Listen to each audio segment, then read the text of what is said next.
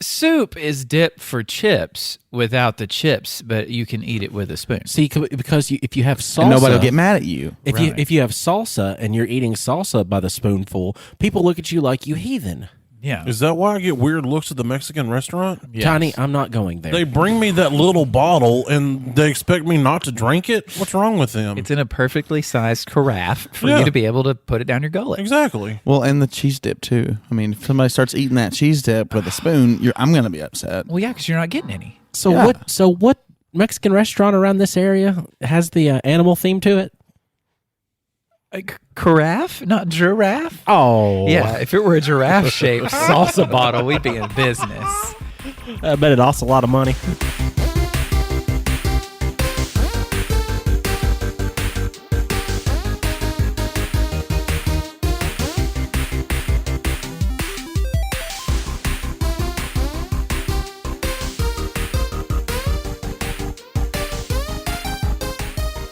Hey, everybody, I'm Dane Holland, and I'm the most special bad boy. I'm Austin Shazam Pfeiffer, and I'm a thief. I'm Marcus, Teddy Ballgame, the Kid, the Splendid Splinter, the Thumper. I'm Electric Man. That's hard to follow. I'm Austin Tiny Zent, and John Travolta has a license to kill for religious reasons.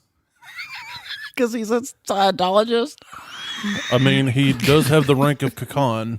Whatever that means. Yeah. Okay. Anyway. I'm excited about that one. We have the rank of podcast. So welcome to Nerd It Through the Grapevine, the podcast where four best friends gather weekly to talk about our favorite parts of past, present, and future nerd culture.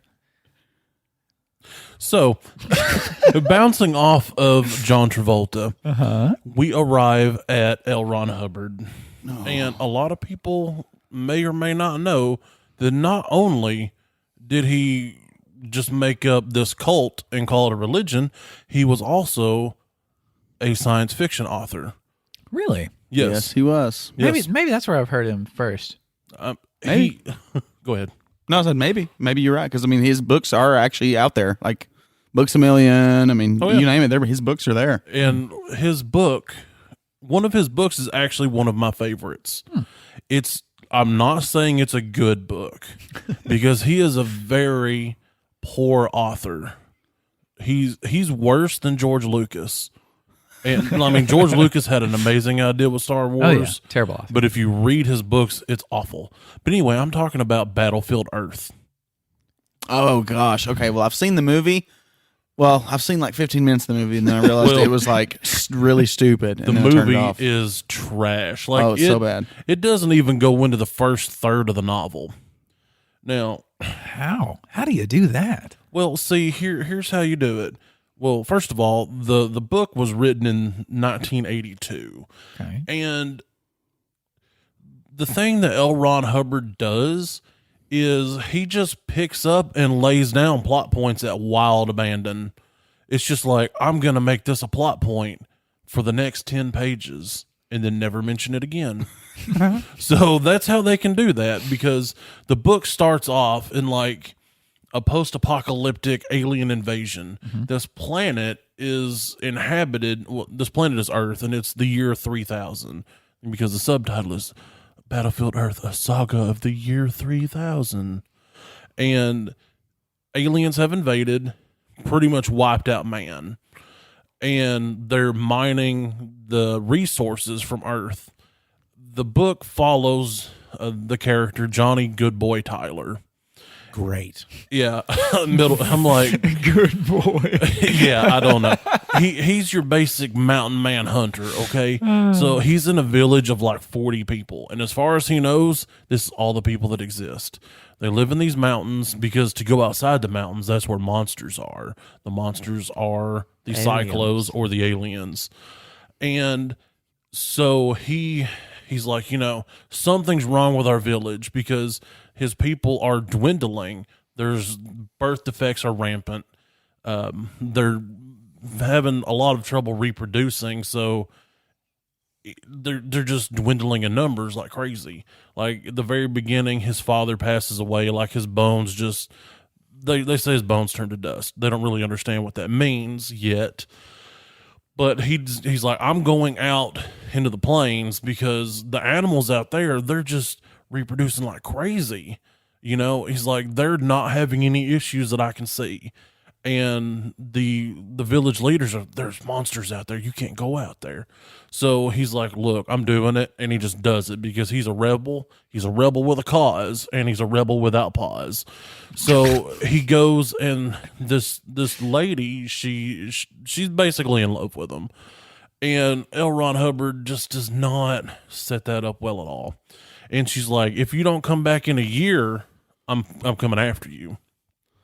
Which, what that is supposed to do doesn't make sense, because if he's dead, what's she going to do? Die too?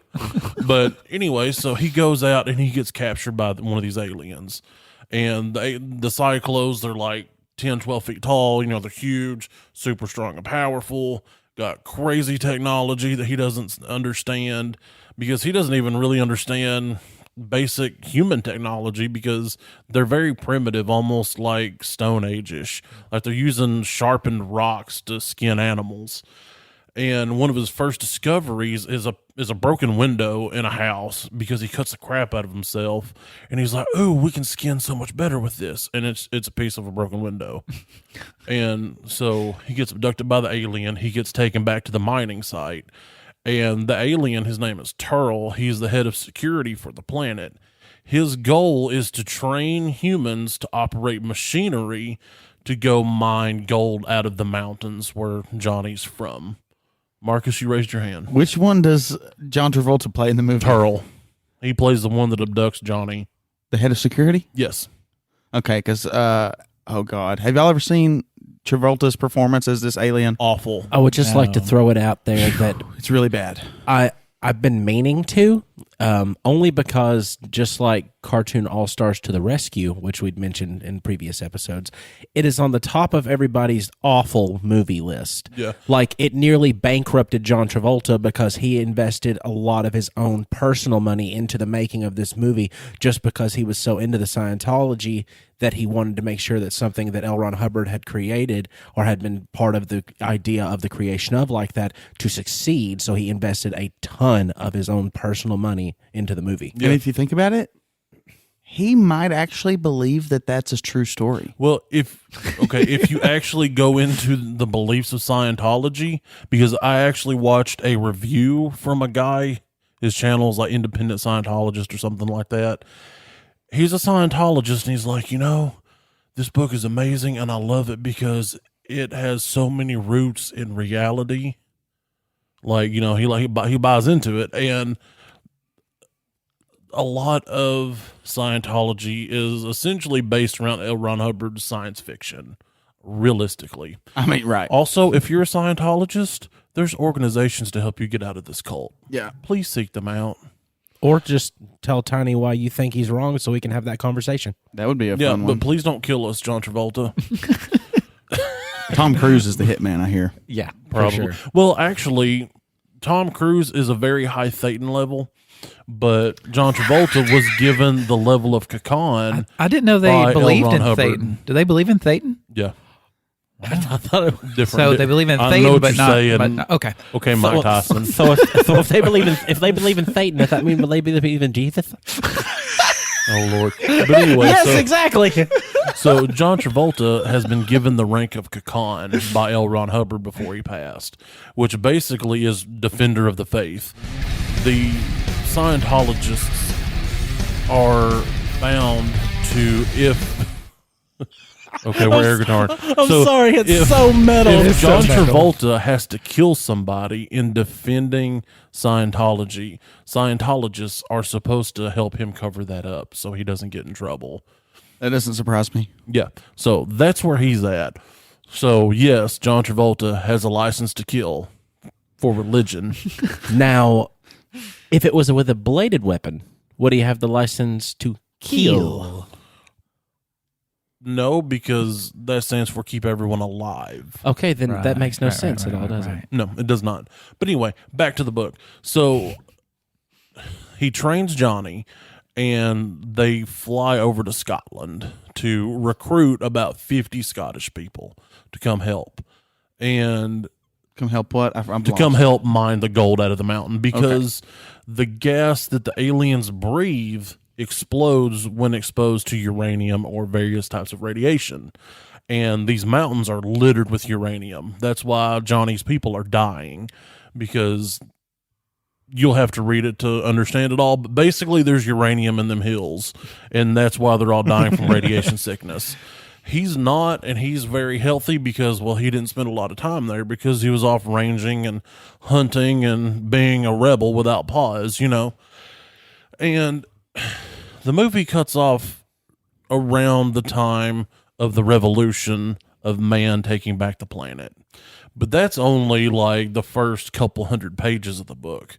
After that, it's them trying to unify the remaining people from all over the planet to learn how to live now that they're not being oppressed by this alien race that they all in some way think are demons or monsters or something like that. And so that's basically part 2. Then part 3, they have to establish their place in the universe, because all of these other alien races, once they've broken free from the Cyclos, they go, there's this planet that we can get gold from, which is super valuable and very rare across the galaxy, but plentiful on Earth.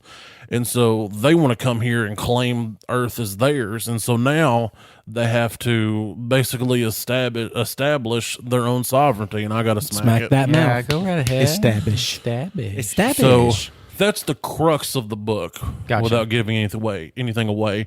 But there's so many just random, irritating things. Like, for one, L. Ron Hubbard served in the military, but he has zero knowledge on weapons.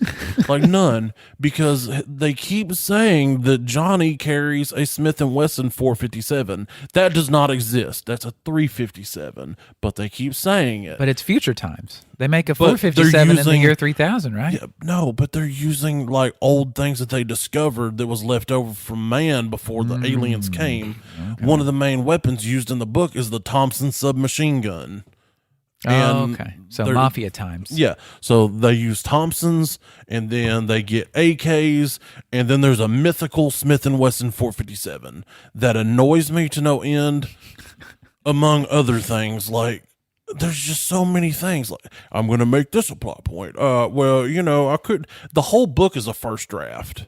You know, but No editor. if you can see beyond the horror of the writing and get to the meat of the story's actually good. Also, don't watch the movie. Do Just watch not the told movie. well. It is not. And the accents for like the Scots and the Russians, the way they're written in the book, they're almost offensively accented like Mario.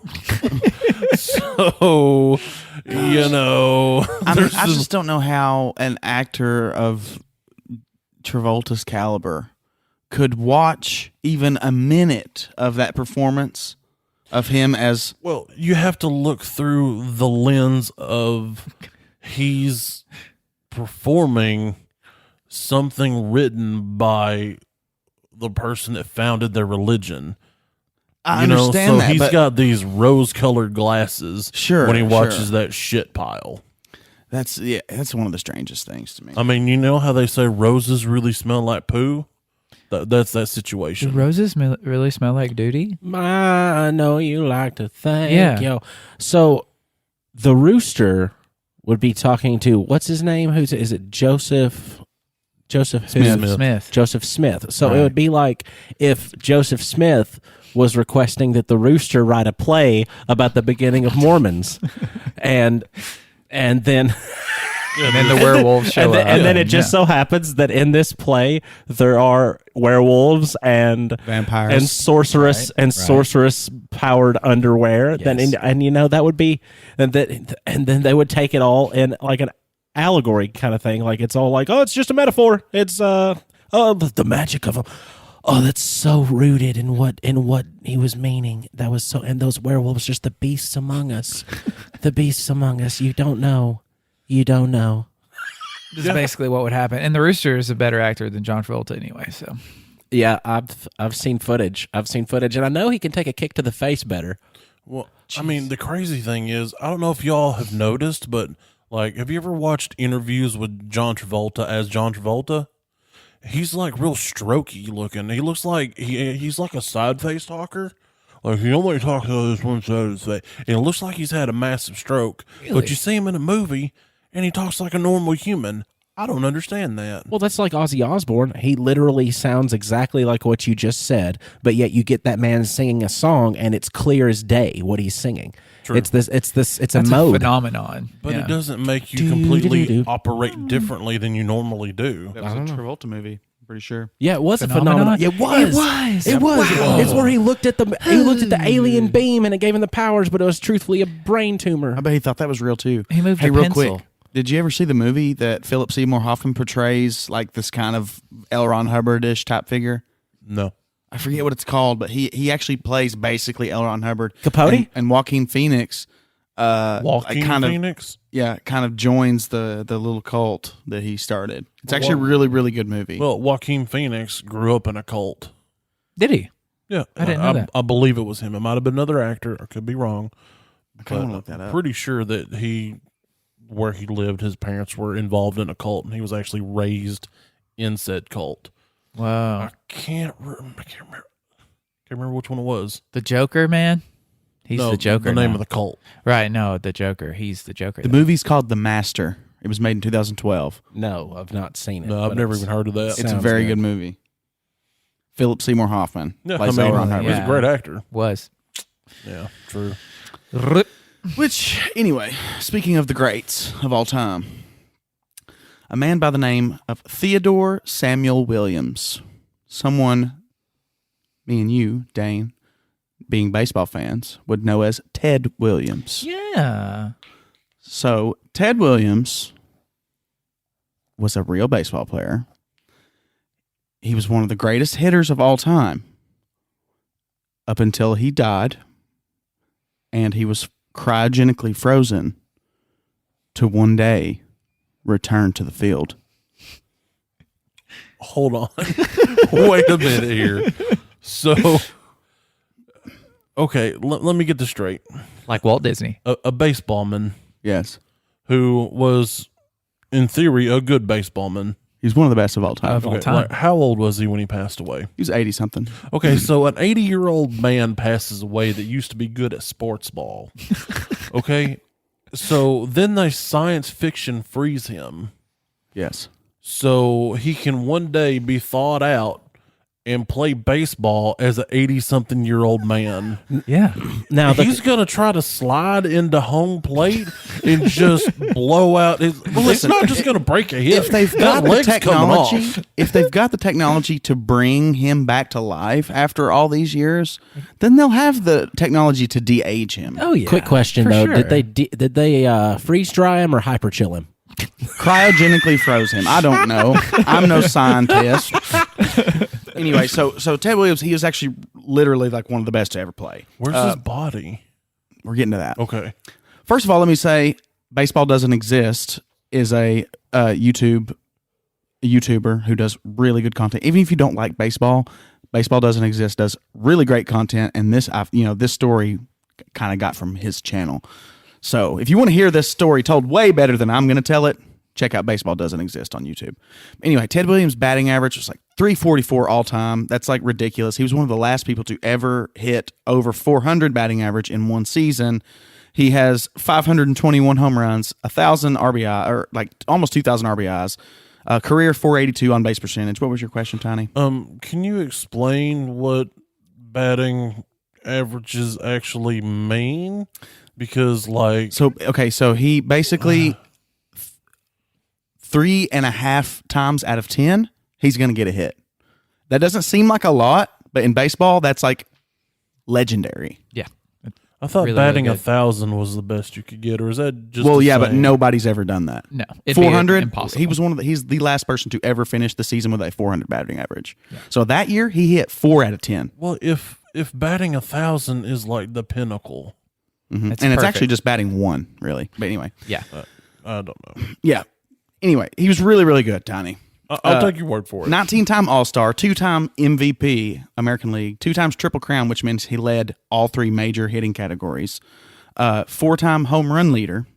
He actually took 4 to 5 years off to fight in World War I World War II, to come back and continue his baseball career.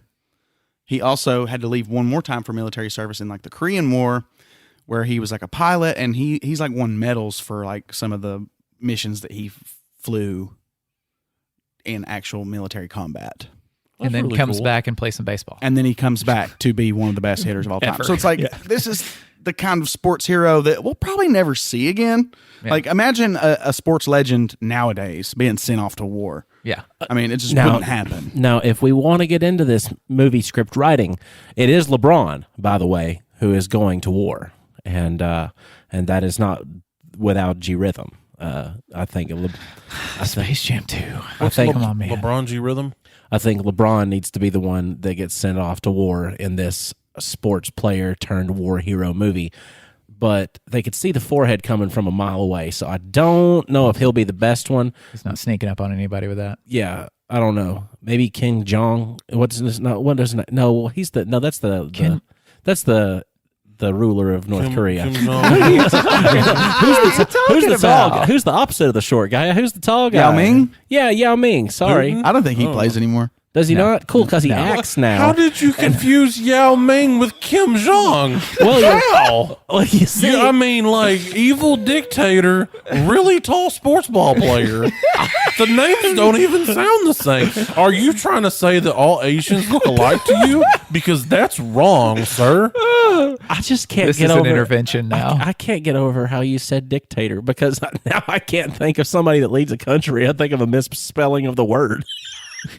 Richard Potato? Richard Potato. Yeah, like Richard Potato. That's long for dictator.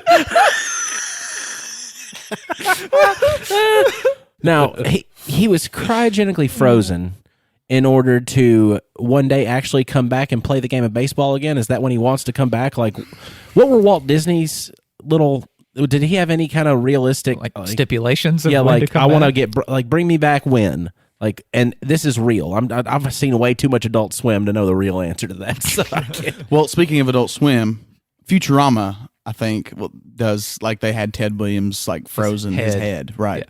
But it actually comes from real life. Okay, so imagine this. Ted Williams, like I said, he's a storied baseball hero. He's an actual war hero. He didn't have the best relationship with his kids growing up as they grew up. But, as he's an older man, his son, John Henry, I think his name is. Let me look that up real quick. Correct me if I'm wrong, but John Henry was a steam driving man, right? Steel driving. Steel driving, man. Still driving, sorry. It was Yeah. for the It's steam. been a long time. It was Yeah, for yeah, the steam yeah. trains. Yes. But yeah, Oh, he and, was not the and steam also man. it was the steam engine that killed John Henry. Truth. Did he get run over? No, not by a reindeer, by a steam, like a, Okay, a so steam He hammer drive exerted engine. himself to death. Oh, that's Yes, he did. So upsetting. his son, John Henry, is kind of the one. So he becomes close with Ted in his later years. But a lot of people kind of see it as just like really like just evil, like what he ends up doing, because Ted always did say that his wishes were to be cremated upon his death. This is the opposite of that. Right.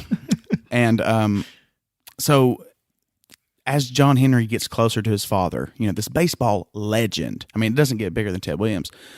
He starts, like running businesses. A lot of people thought that he like learned how to forge Ted's signature and would like make money off of just like signing random things, pretending it to be his father's signature. Well, that's wrong. Right. And now you're talking about baseball memorabilia. That's like a pretty big industry, and you can make a lot of money on just literally useless items if you've got Ted Williams' signature on it. So the son devalued the father's actual autograph in as far as like verification and authentication goes. That's crazy. Right. And so to kind of almost suck up to his father, and listen, this is all kind of speculation. I mean, you can look up the better details of it. Like I said, baseball doesn't exist, does a really good video on it. But anyway, John Henry starts his baseball career as a 33-year-old man. Yeah, 33 years old, and he starts his baseball career. He gets his dad to call up the Red Sox, and they put him on like some minor league team. At So- 33 years old, what's to the- try to honor his father's legacy. Well, what is the average for a baseballman, like age-wise? I mean, 41 is ungodly old for a baseball player. Okay. Yeah. So if I was going to start out being a baseballman, at what age would I need to begin? Like professionally? Yeah. Probably 12. 17, 18. Yeah. You can't be a professional baseballman at 17, 18? Yes, you can. Yeah. You can. Yes, you can. Well, I mean 18 because you're 16. an adult. Really 16. If you're going to be a professional, you need to start showing yourself off at 16 years old if you're going to be a pro. Dude, it's so. Well, I mean, I know Yeah. that they like scout So and watch and try to, give you gifts to be with them. Anyway, so Whoa. but then like it comes around to a couple years before Ted actually dies, John Henry is talking to some of the other like half siblings and siblings of Ted, and he's like, hey, like Dad kind of wants to be. I think he basically talked Ted into trying this cryogenic stuff, but was also like accused by his siblings as having said to them on the phone, like, wouldn't it be awesome if we could sell Dad's DNA? Whoa. Like, even after he's dead, who wouldn't want little Ted Williamses running around? So it's like he literally wanted to like freeze his father's corpse and piece him out to the world to sell his DNA. Yeah. And this was actually, it just turned into a huge like legal battle, because they actually did eventually freeze Ted Williams, but at the lab, like basically somebody got something wrong and like ended up decapitating him, and then somehow got his head frozen to a tuna can. That's a pretty big mistake. What? And in order to try to get the tuna can unfrozen from his head, we're having to smash his head with a hammer to try to get the tuna can dislodged. That's a pretty big mistake. That's a huge mistake. That's why you don't have lunch next to the dead bodies. Okay, why did we even bring up baseball at this point is my question. Because you got to know who Ted Williams is. Yeah. It doesn't even matter He's that he an played important- baseball right now. He was a legendary But character. I'm so confused. How do you mess up to the point that you decapitate a person? I don't know. That's a I don't know pretty the big details. error. Also, is he just like sitting like in a chair in the corner? I mean, you think he's in some kind of tube or something, Right. Well, I think they have to like actually chill it for like I know this is weird, but they have to like, God, what's that movie where Arnold Schwarzenegger gets cryogenically frozen? Batman, he's Sub-Zero. No. So that, Sub-Zero. Oh, smack your mouth. Smack you. No, there's Yeah, another Daddy. one. There's actually Mr. another one. Freeze. so do they like Netflix and chill him? Come on, Netflix and chill. I love it. Was That the pleased me. the fake applause for Tiny with his Netflix and cheer. I'm not sure That's about chill. the technical issues of how you cryogenically freeze somebody, but yeah, I don't know. Like I said, he there was You can't get over it. The technical issues. A man's body's decapitated and a tuna can stuck to him. So you got to beat it off with a hammer, and you call that a technical issue? no It's like filling up your car with Well, you gas were asking and about all of how- a sudden how your they're- family's on fire. whether he's in a tube or not. And they're not But even there. So basically, there's just it sprawled this huge. Get it? Yeah, Daddy. Get it? Get it, Daddy. Oh, Daddy. It started this huge legal battle between the siblings that wanted to, wanted his final wishes to be done from what they heard their father say. They heard their father say that he wanted to be cremated. So it ends up being this huge legal battle. And basically what ends up happening is that it's kind of settled outside of court, but the side that wants him cremated ends up just settling like, okay, he can remain in the lab as long as you don't sell his DNA, is basically what the settlement was. His son ended up dying like not too long after this.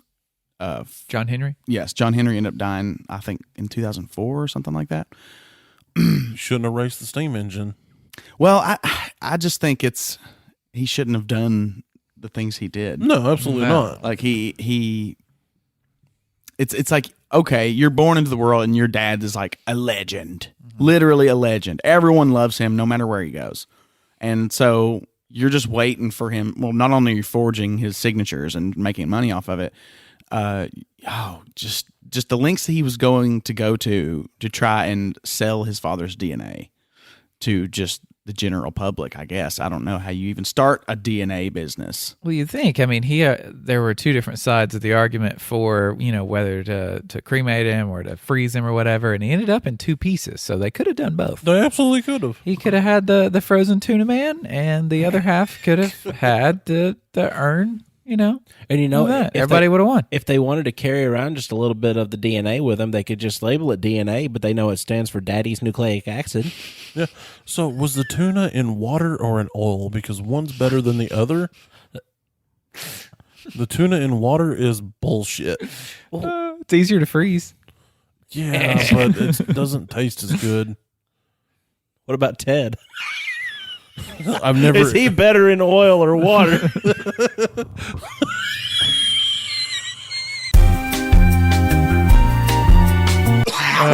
I'd like to think he would laugh at our jokes.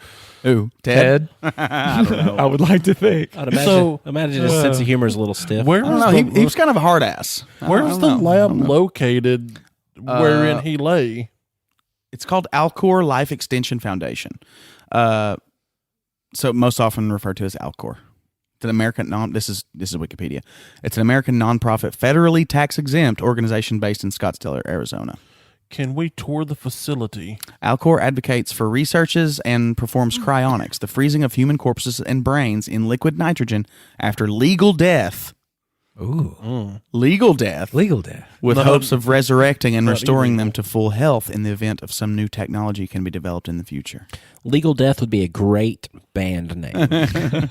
Well, I mean, I keep gushing over baseball doesn't exist, but in his video, he even says well, when you are a science lab that does this, you're bound to get into some scandals. Yes. But none of them were as big as the Ted Williams scandal.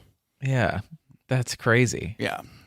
I've known of Ted Williams for all my life, but did not know that his tuna can head was frozen in some lab somewhere. What else can we stick to a frozen man? Because apparently that's the thing to do, is stick foodstuffs to frozen dead people. A can of ravioli. Marcus, I'm sorry to cut you off like this, but I've really got to use the bathroom. Cut my head off like Ted Williams. Yeah, I did just like it. So I got to step out for a second. You guys just go on without me for a minute. Hey, everybody! Now that Dane's gone, Malcolm's here. Hey, guys. Does anybody else hate this guy? I put on Dane's headphones so I can hear the things you say, Tiny. No, I muted it so you can't Well, hear I'm that. Malcolm. I'm here with the cream in today's cream. Austin, you know what today's cream is. In the cream spot? Is today's cream Chris. to introduce a nice little podcast? That's right. Pick me. Okay, go ahead. Tell us, Jerry. Jerry? What's your name again? Malcolm, I'm here with the cream right in the middle of the episode. Pick me. You got to listen to Pick Me. It's real good. Oh, yeah, the Pick Me podcast had Nerd It Through The Grapevine, a special guest featured on his podcast. So he's going to be releasing an episode closer to Halloween that's going to be featuring us, answering a few questions and talking about a few things that are spooky. That sounds like a real scary show. I'm into it. I'm glad Dane's not here. He'd be spooked. Dane definitely doesn't like spooky stuff. Dane really likes me as a character, though, and he really thinks I'm going to be a big hit with everybody when I bring the cream. Well, thanks. Thanks for bringing me the cream, Malcolm. I just know I'm going to be loved by so many people for such a long time that I'm going to keep coming back. I'm sure everybody just keeps talking about how much they love Malcolm. Everybody says the show's okay, but boy, when Malcolm comes on with the cream, that's when it gets real good. That's the best part. So sweet right there in the middle. I'm that Malcolm with the sweet cream, Tiny. Thank you. So, do we rip him open and lick his insides like an Oreo? I'm going to go away. Here comes Dane. Thank God. Dane, are you back yet? Who was that? Don't ever do that to us again. Who That's all was I that? ask. Your eyes rolled into the back of your head, and you started like growing tentacles out of your nostrils. And this guy with a voice, and he kept saying his name was like Malcolm. And then in my head, I heard him say, "But it's actually Frankie," and that's what he sounded like in my head. What? I don't like him. I never left? No, you are here. That's terrifying. You had like a fugue state. Moving on. Speaking of John Henry being a villain, it seems like, to his family at least, right? Yeah. I have, well, you all know it. It's Reddit didn't ask the grapes. And that's what I want to do today because I found a really good question by a Reddit user named King Flares. And he didn't ask us. If you were an ordinary grunt in an evil empire, examples being Voldemort, Palpatine, Thanos, Dr. Evil, what could you do to help your master oppress their subjects or continue their evil reign? How would you, as yourself, be one of those guys that's just like all for it and just does whatever you can to help out? What could you bring to the table to the evil ruler that you follow? I think it's obvious that mine would be indoctrination. Mm-hmm. Yeah. I would just have to indoctrinate them with the propaganda and just, make their thoughts into my thoughts. Okay. Evil. Like turn their good-natured, Right. Yeah.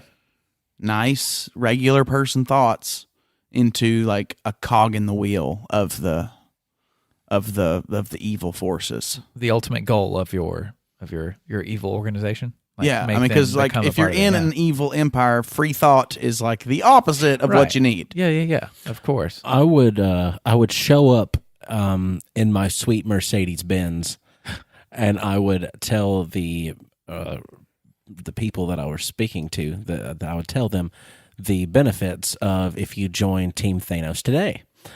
And if you don't think I'm driving this sweet Benz for nothing, joining Team Thanos has its perks.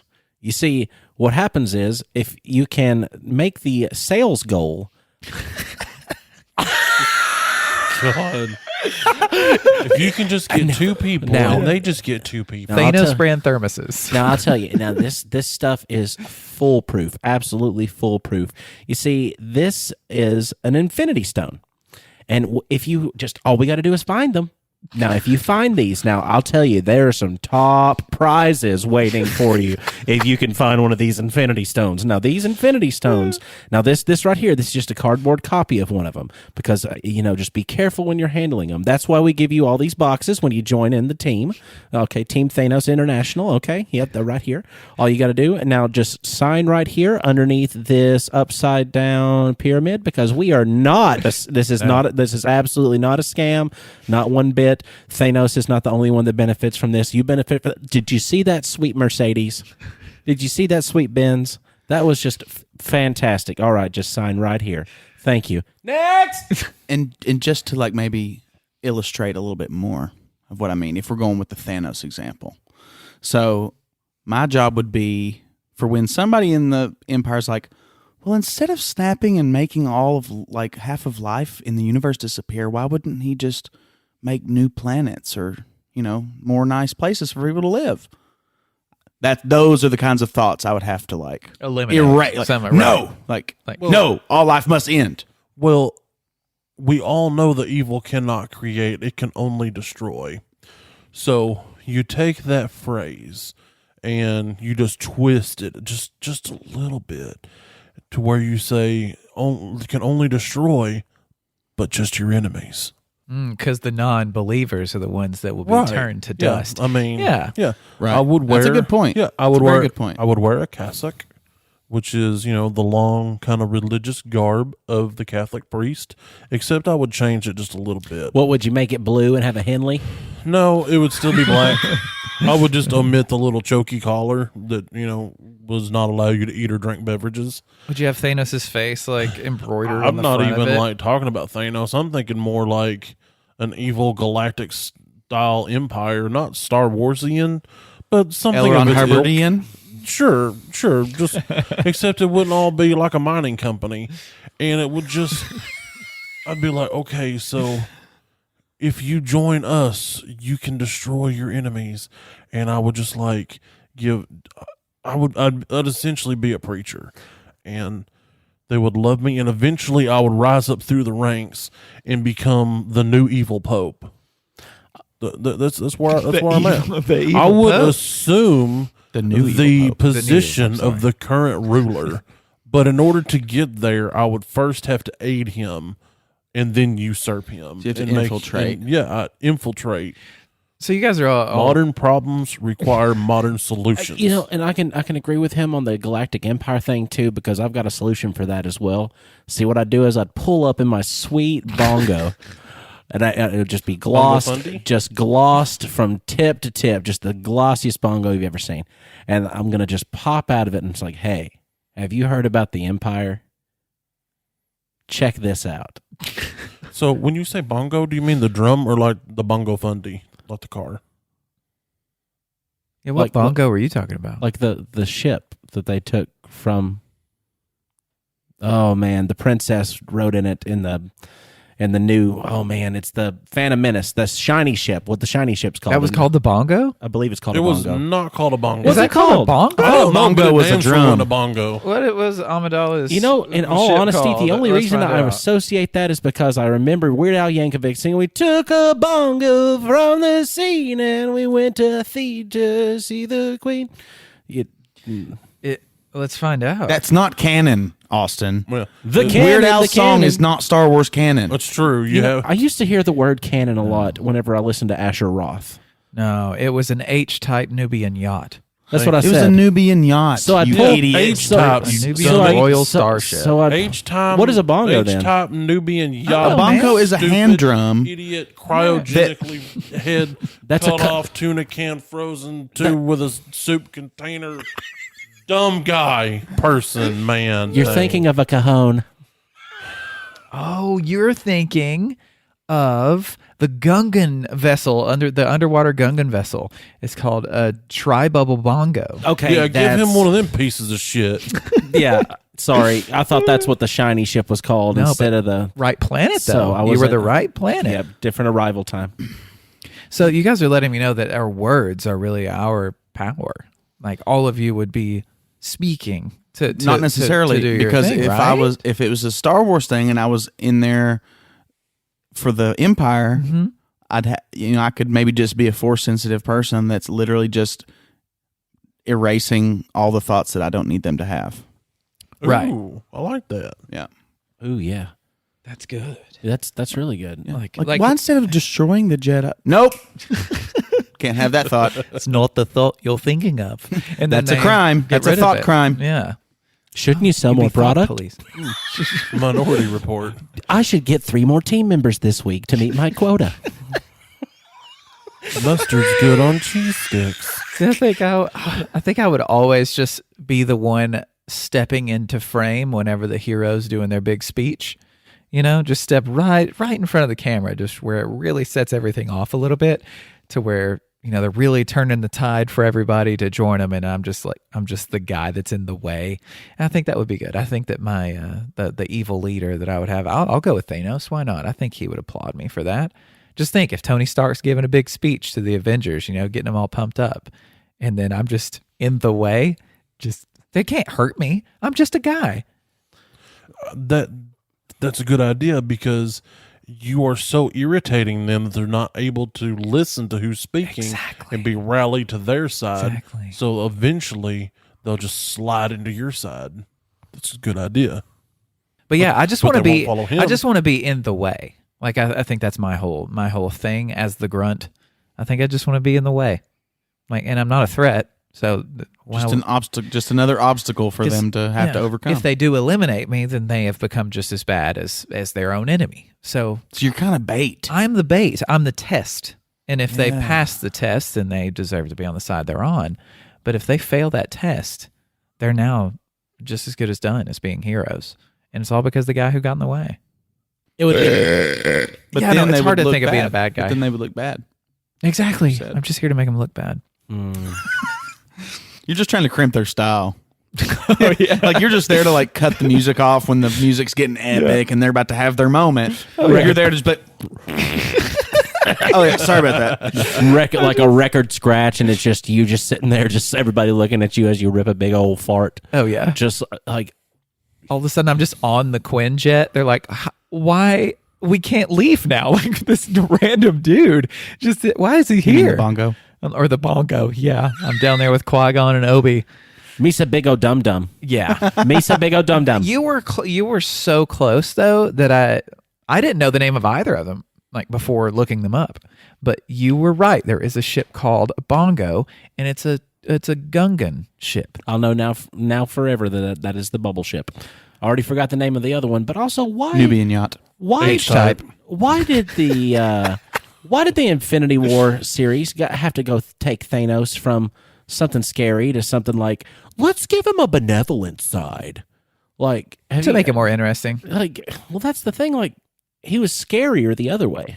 They wanted some people to root for him. Well, I mean, I just think that anytime you have, if you understand why the villain is doing what he's doing, you don't agree with it. But if you understand why he's doing that, he's just a more interesting villain. Yeah, absolutely. I guess. I just think that the original reason it was kind of just like a little bit more psychotic just because he wanted to wipe out half the life in the universe just to impress Lady Death. Mm-hmm. So, like, to impress this chick who's more powerful than he is, he wants to wipe out half of the life in existence. And that seems It actually does make more sense because of like I was trying to joke a minute ago, like if you really were trying to do good, like you wouldn't just wipe out all life. You would give that life a place to thrive. Because he, that was his whole thing. He's like, we don't have no food for everybody. So we'll make some. Snap your finger and make more food. Or more I don't know planets. how to cook. God, yeah. I know how to kill. That would be you. You'd be like, well, here, just snap your fingers, produce more food. And then he'd come up with some kind of statistics about how much Americans waste every year. Something like, Americans alone waste 473 kilotons of waste. And banana peels alone. I mean, I feel like if he did snap his fingers and create food, it'd be something horrendous like Crystal burgers. celery sticks. Oh, sorry. Who sits and eats celery sticks? The same people that have to sit and eat Crystal burgers. Either way, you're doing something for your body. You either need a cleanse or you need something crisp and light. Well, see, with the celery stick, you have to put so much type of nut butter on it that it is ridiculous. You're basically using that as a spoon. It's an edible spoon. That you just eat. And it's like, it's crispy pea water. That's what a celery stick is. It's crispy pea water. Yep. It tastes like the smell of pea. I thought it tasted like bad breath. But, I mean, pee in mouth would be bad breath. It absolutely would. I thought it tasted like if water and floss had like a baby.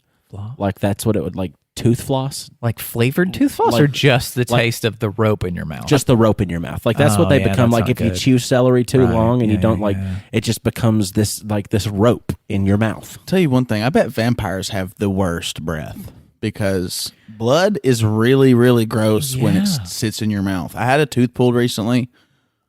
Bloody breath is disgusting. I'm just going to say that. I've never thought about vampire breath before. Yeah. That's a really good point. Disgusting. Yeah. For some reason, I thought she was going to say because I ate garlic, and I'm like, no. But that would also give you bad breath. But you thought I was going to make a terrible, terrible joke, Tiny? Why would you ever think that? No, I wasn't saying that. I just thought you was going to be like facts mixed up because, I mean, you can't. Okay, like they say that if you eat a clove of garlic every day, that it does good for you. I haven't noticed that because I did that for like a couple of months. And number one, a whole clove of garlic. That's a lot of garlic. Is painful. Yeah. No, just like one of the lobes off there. To me, that's a lot of garlic, though. It is, and it hurts your mouth so much. Who knew? Wait, you something just put the whole so delicious? Yeah, just put the whole chunk in there? The whole raw chunk Chewed in it. my mouth. Chewed it, swallowed it. It burns. It burns real bad. You smell like garlic, and when you sweat, you smell even more like garlic. Why don't you just swallow it like a pill? Because It's where's the size the of a fun in pill. that? It's the size of a pill. Where's the Just fun in swallow that? the And pill. I don't also, know. one of my favorite It's good. literary characters eats garlic, so I'm like, cool, let's just try this. Popeye? Don't try it. No. No, his name was Durzo. Blend. Spinach. Popeye's a spinach boy. Yeah, spinach. Well, you said something earlier, Marcus, about making a terrible, terrible joke. Mm-hmm. Are you about to do that? Well, one of those terribles is something I'm stealing today Oh, good. Oh, no. because I'm a thief. Welcome to what I like to call Austin's Amazing Articles.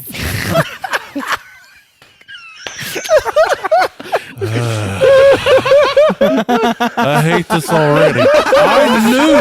I knew when you said you stole someone's topic. I knew what it was, even though I went down the line of questions trying to figure it out. I already knew, and I'm highly offended.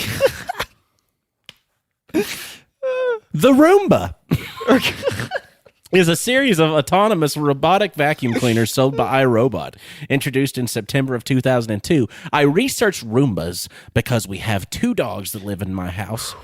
Dane lives in my house as well, I do. and I live in my house. We're hairy boys. We're all hairy boys. Even the little girl Millie, she's a little hairy girl. She's a hairy boy, too. And they get grass and they bring it in.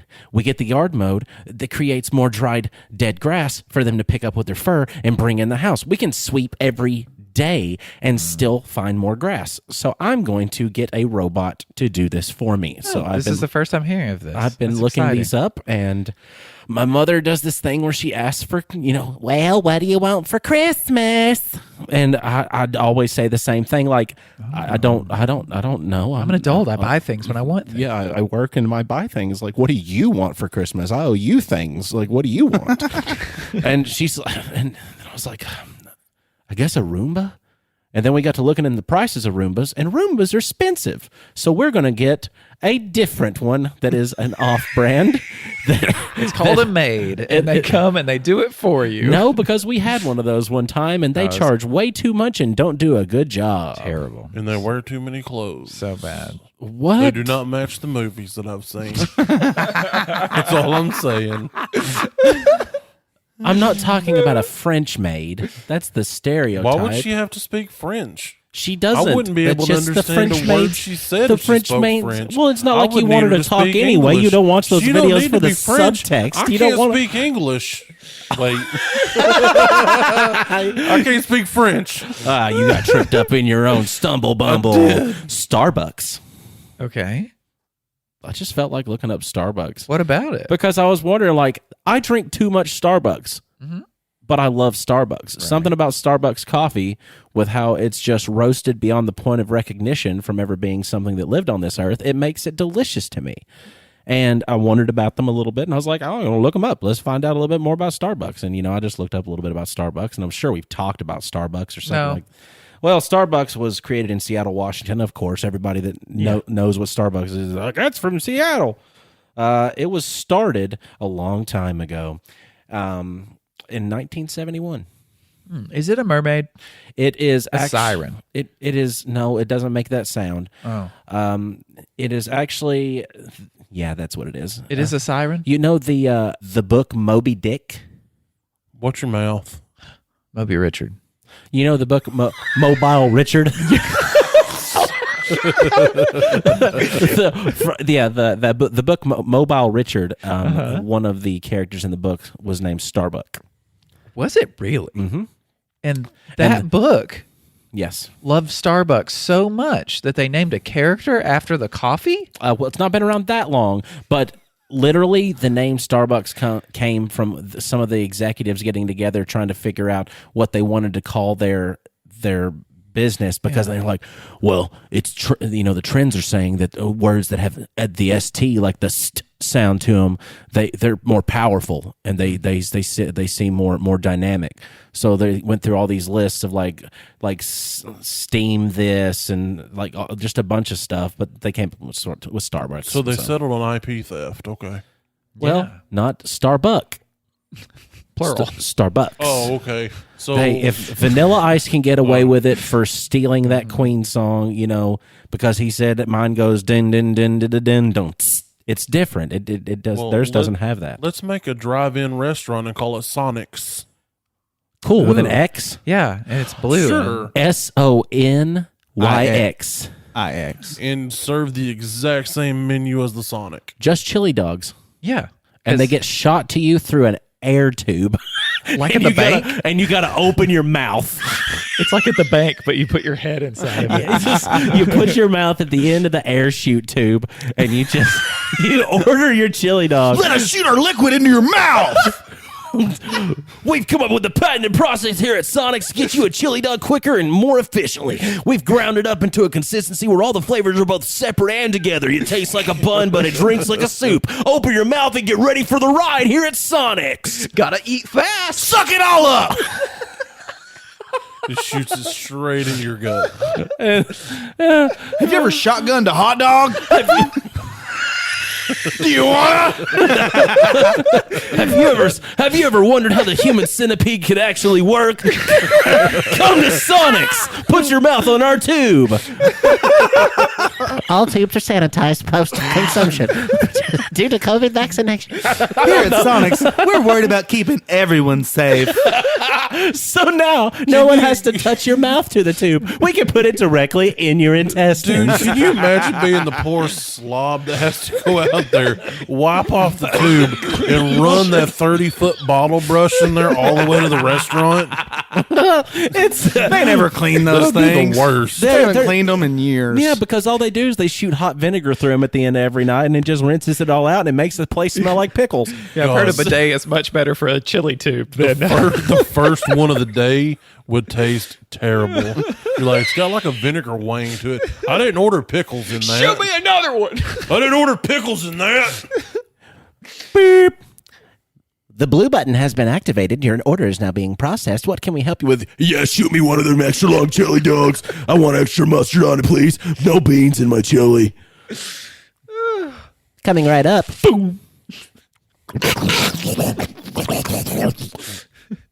Sonix coming to a redneck town near you. I had looked up solo leveling and Black Clover because I'm getting so far into these two different mangas. Black Clover is actually an anime as well, based off the manga series. It's a Naruto trope of child born super lives a super poor life, lives a super outcast life, is basically powerless and worthless until he finds out later on in the series what his value truly is and where his power actually comes from, that he thought was a mistake because he was never able to use magic. He still can't use magic in a world revolving around magic. So in Naruto, it's all doing the same thing with ninjutsus and ninja rank and who's the best shinobi. And Naruto's like this nobody in there. So, and he rises to the rank of Hokage eventually, which is the leader of the village. And it's kind of a triumphant story for him. The leader of the nation they live in, which are all based on decks of cards, which is going to be your heart, spade, club. The Clover Kingdom's the club. Okay.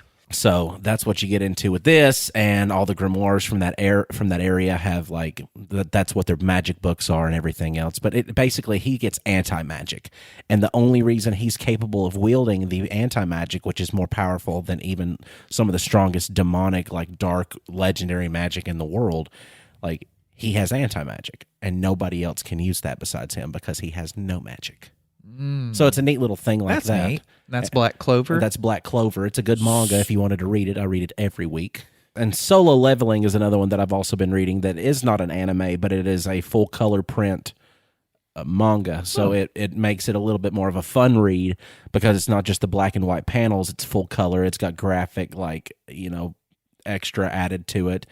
Sound effects and everything as far as manga goes, how they add their sound effects, the clashy sounds and stuff that they put in there. Once you read them long enough, you kind of get accustomed to them being there, and you can hear the little sword clashes in your head and stuff. It's kind of fun. Onomatopoeias. Yes, bless you. So in a world where humans who possess magical abilities, must battle deadly monsters to protect the human race from certain annihilation, a notoriously weak hunter named Sung Jin Woo finds himself in a seemingly endless struggle for survival. He dies and is reawakened. Spoilers. No, there's not a spoiler. This is chapter 1. Chapter 1 spoilers. Yeah, chapter 1 Oh spoiler. my god! Yeah. How dare I give away the plot? The cover of the book spoiler. It's just funny because you talked about the main character. He dies. Yeah. Oh, okay. But no. that's the thing. Like, the reason he dies in it is because he was supposed to.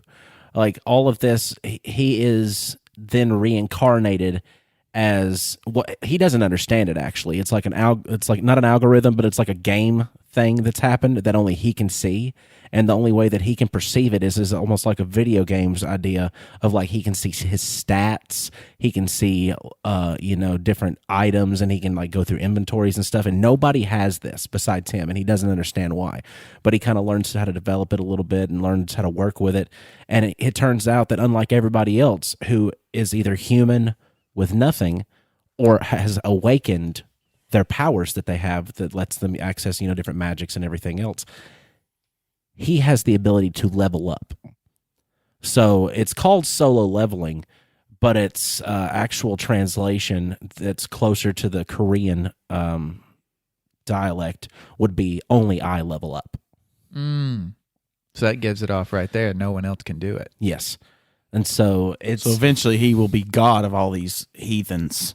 Level And he'll 1. get to crush them under heel. Weekazoids. I am at a point in it right now. Weekazoids.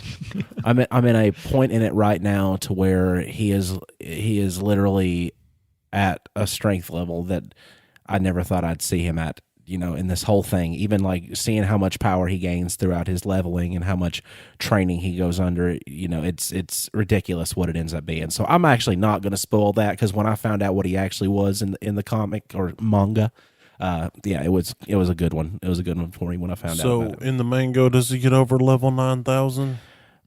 I don't think they made that joke in there, and I think it's okay, but They should. they should. And it might be in there somewhere, because some days I'm at work and I'm just really wanting to read it, but I got to keep watching for customers to make sure it doesn't just look like I'm not doing anything. Yeah. You know how that goes? If you don't catch me on my phone. But America's Next Top Model is a show that I watch with my Trudy, which is my wife, and that show has been on for so many cycles. It's over now. We don't have to worry anymore. Thank goodness. It's over. It's over now. They're not going to make Rest any more. easy. How many different seasons? How many different go throughs of the America's Next Top Model do you think? there were? 35. 17. 12.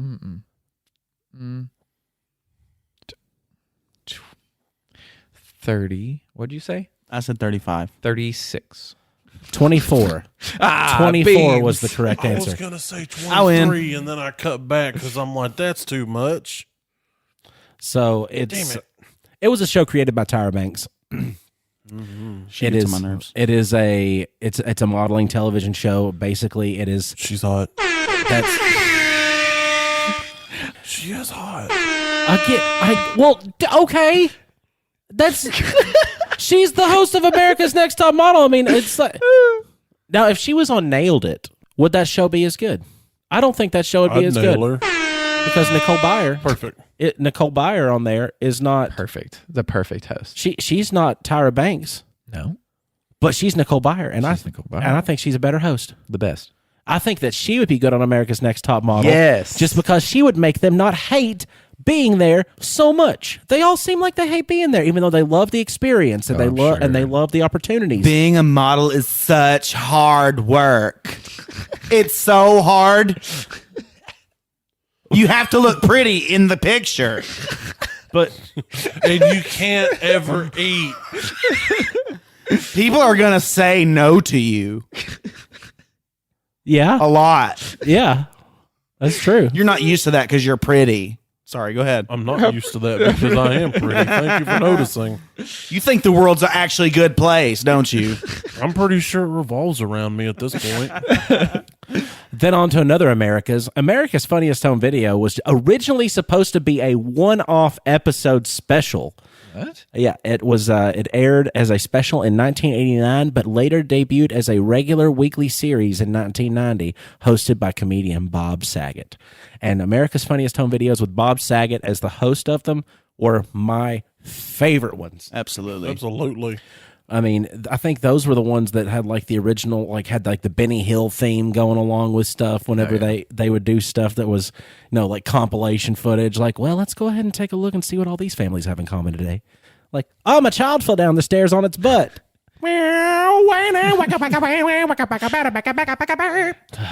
the last but not least, rude. Of Austin's awesome, Amazing. stolen articles. None of these are articles, are they? Shazam's stolen sites. Tiny's terrible Tuesdays. backyard trots. I had those before. I know you did. Metalocalypse. Nice. Metalocalypse, because it is an American adult animated television series, and it is a 1 hour. Let me see. Hold on. It premiered in August 6, 2006, followed by a musical 1 hour special, Metalocalypse: The Doomstar Requiem. And this is basically a television show that follows the hijinks of the world's most metal band, Dethklok. And Dethklok is absolutely just always trying to find ways to push the limits on how to be more metal. And they get into shenanigans. They have a floating spaceship / like fortress that is theirs, and it reminds me of what Lars Ulrich probably thinks Metallica is. Like, I wonder if the people, like, I think what happened is probably the creators got together one night and they got really, really stoned. I'm not saying on what kind of psychedelics or what kind of drugs they were using, but they all had they had this connection that said, this is what's inside of Lars Ulrich's mind. Like, he believes that this is Metallica. What would Lars think that it needs to be? And this is how they made the show. Honestly, what a cool idea is it for a cartoon band of any kind, like even the Gorillas. Just the idea of a cartoon band is one of the coolest things ever, and I want one. But I can just, it's death metal with their guttural turning into Dethklok, or whatever they say. Exactly.